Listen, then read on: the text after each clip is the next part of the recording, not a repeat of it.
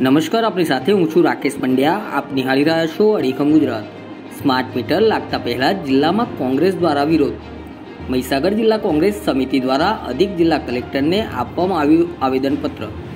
MGVCL દ્વારા લગાવવામાં આવી રહેલા સ્માર્ટ મીટર લોકહિતમાં બંધ કરવામાં આવે તેવી માંગ સાથે આપવામાં આવ્યું આવેદનપત્ર.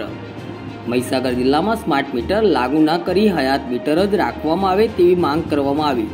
જો કે મહીસાગર જિલ્લામાં હજી સ્માર્ટ મીટર લગાવવામાં આવ્યા નથી.